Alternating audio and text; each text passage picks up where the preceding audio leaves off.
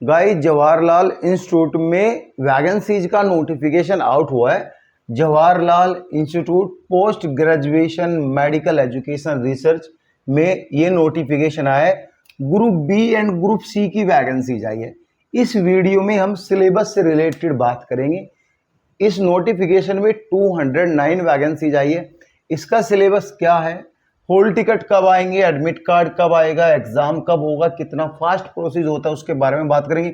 Minimum qualifying marks कितने हैं, किस पोस्ट के लिए स्किल टेस्ट होगा, वो कैसे होगा, सिलेबस 1 एंड सिलेबस 2 क्या है, आपका सिलेबस की लैंग्वेज क्या है, आपकी शिफ्ट की टाइमिंग क्या है, सभी चीज़ों के बारे में बात करेंगे। वैकेंसीज की वीडियो आपने बहुत सारे यूट्यूब चैनल पर देख ली होगी।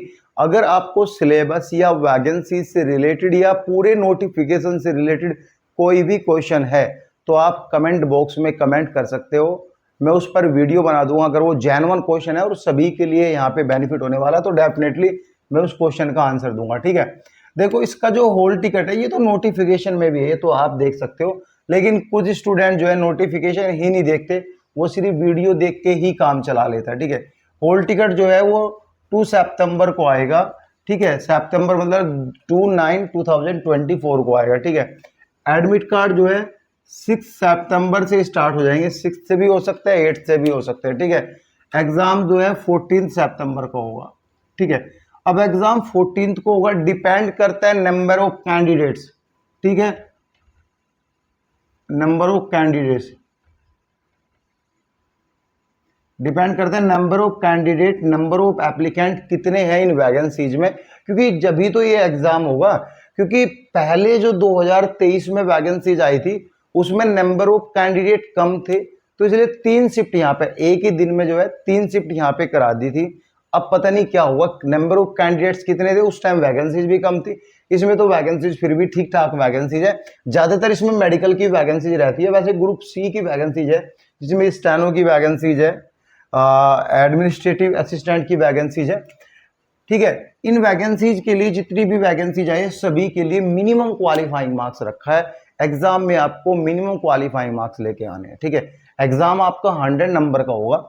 इसमें क्या है, जर्नल और ईडब्ल्यूएस के लिए यहाँ पे सीबीटी एग्जाम के लिए जो है 50% मार्क्स, मतलब 100 में से 50 मार्क्स लेके आने ही आने हैं जर्नल और ईडब्ल्यूएस कैंडिडेट के लिए सीबीटी एग्जाम में। ठीक है, क्योंकि इसमें स्किल टेस्ट भी होगा, तो स्किल टेस्ट का क्राइटेरिया थोड़ा डिफरेंट है, वो भी मैं बताऊंगा। और एसटी एससी ओबीसी में सीबीटी एग्जाम में 45 मार्क्स लेके आने 100 में से।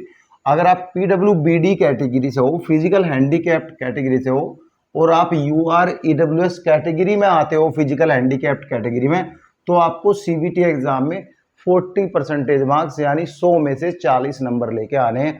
यहां तक चीजें समझ में आई। अब आएगा आपका जो है स्किल टेस्ट। स्किल टेस्ट सभी पोस्ट के लिए नहीं होगा, सिर्फ 3 पोस्ट के लिए स्किल टेस्ट होगा, वो भी हम आगे बात करेंगे क्या होगा क्या नहीं होगा। और स्किल टेस्ट पे मेरी दूसरी वीडियो आएगी जिसमें आपको डिटेल्ड में बताऊंगा किस टाइप के क्वेश्चन आएंगे, कैसे स्किल टेस्ट आपका होगा और कितने मार्क्स का होगा, कितने क्वालिफाइंग मार्क्स लेके आने। हालांकि फिर भी वीडियो मेरी आती रहेगी, इनके ऊपर मैं बुक्स के बारे में बताऊंगा कि आपको कौन सी बुक पढ़नी है, जिससे कि आप विद इन 2 मंथ के अंदर 2 मंथ के अंदर जो है अपनी स्टडी कंप्लीट कर सकते हो और फालतू कोचिंग लेने की कोई जरूरत नहीं। कौन सा सब्जेक्ट आपको कोचिंग से पास करना है, सभी चीजों को 1 बाय 1 करके समझाता रहूंगा मैं आप लोगों को। देखो स्किल टेस्ट के लिए, वैसे तो स्किल टेस्ट मैंने स्टडी नहीं किया अच्छे से, ठीक है, उसमें आपको कम से कम 50% मार्क्स लेके आने स्किल टेस्ट, चाहे आपका 70 नंबर का हो चाहे आप 100 का हो। स्टडी मैंने थोड़ा ऊपर देखा, ज्यादा खास स्टडी नहीं किया, क्योंकि मैं सिलेबस को अच्छे से स्टडी किया हूं, तो उसके बारे में ही मैं आपको बताऊंगा। ठीक है, ठीक है, 50% मार्क्स होने जरूरी है।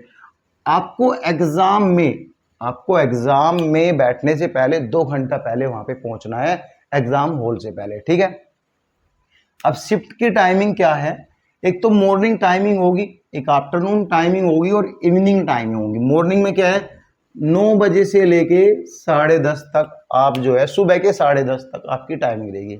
आफ्टरनून की है, दोपहर के 12:30 बजे से लेके दोपहर के 2 बजे तक आपकी दूसरी शिफ्ट की टाइमिंग है जो दोपहर की है।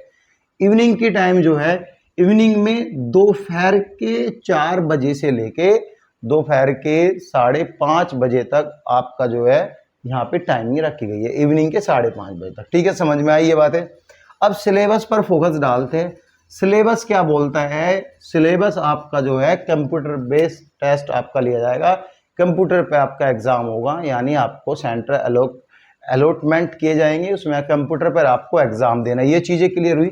इसमें क्या है, 100 मार्क्स का एग्जाम होगा, 100 MCQ क्वेश्चन आएंगे।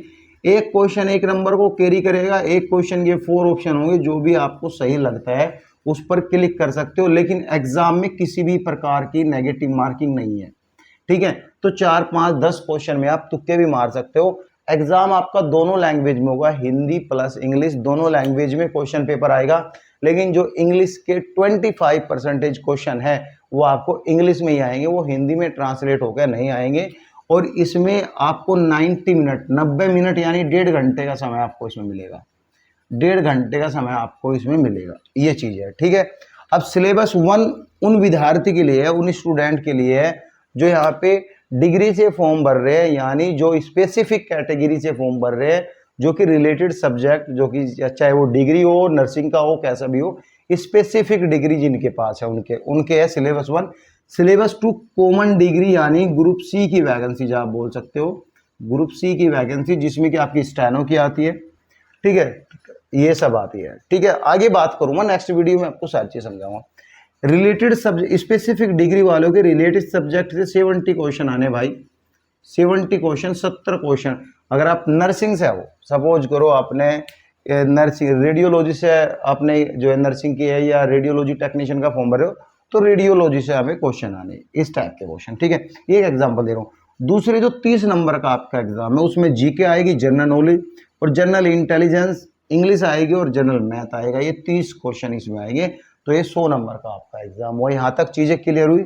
सिलेबस 2 क्या है? सिलेबस 2 कॉमन सिलेबस है, जो कॉमन वैकेंसीज के लिए एप्लीकेबल है। ये कॉमन सिलेबस ये है, जनरल इंटेलिजेंस एंड रीजनिंग के 25 क्वेश्चन आने हैं भाई, न्यूमेरिकल एप्टीट्यूड के 25 क्वेश्चन आने हैं, और जनरल इंग्लिश के 25 क्वेश्चन आने हैं, जनरल मैथ के 25 क्वेश्चन आने हैं।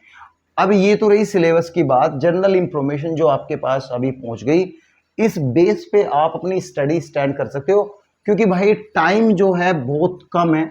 अगर आप चाहते हो एग्जाम को करेक्ट करना, तो डेफिनेटली इससे दूसरी वीडियो बुक की वो देख लेना और बुक परचेज कर लेना तुरंत ही। जो मेरे एक्सपीरियंस के बिहाफ पे जो मैंने बुक खुद स्टडी की है, खुद पढ़ के एग्जाम क्रैक की है, उनकी लिस्ट आपको दूंगा, परफेक्ट लिस्ट आपको दूंगा। मैथ की भी बताऊंगा, हालांकि मैथ की कोई बुक नहीं होती, मैथ फार्मूले बेस पूरा सिलेबस होता है, आपको फार्मूले लगा के ही निकालना पड़ता है। ठीक है, अब स्किल टेस्ट में क्या है, जूनियर एडमिनिस्ट्रेटिव असिस्टेंट की टाइपिंग होगी भाई। टाइपिंग अलग अलग तरह से दी है, वो भी बताऊंगा कैसे टाइपिंग करनी, KDPH क्या है नेक्स्ट वीडियो में। ठीक है, स्टेनो की टाइपिंग होगी। लेकिन जूनियर ट्रांसलेशन ऑफिसर का क्या काम है, इसमें आपको एस्से दिए जाएंगे, एस्से को हिंदी से इंग्लिश में ट्रांसलेट करने, इंग्लिश से हिंदी में ट्रांसलेट करने, और वो एस्से कम ही होंगे, 3 से 4 एस्से आपको दिए जाएंगे। ठीक है, ये सब चीजें हैं। अगर आपको कोई भी डाउट लगता है इन सभी चीजों में, या जो है अपकमिंग वीडियो में, और आप अपकमिंग वीडियो किस सब्जेक्ट पे चाहते हो, अगर आपकी कोई विश है, तो आप कमेंट बॉक्स में कमेंट जरूर करें, और टेलीग्राम लिंक और व्हाट्सएप ग्रुप में जरूर जुड़े, उसमें अप टू डेट सारी इंफॉर्मेशन अपडेट होती है। Thank you so much guys.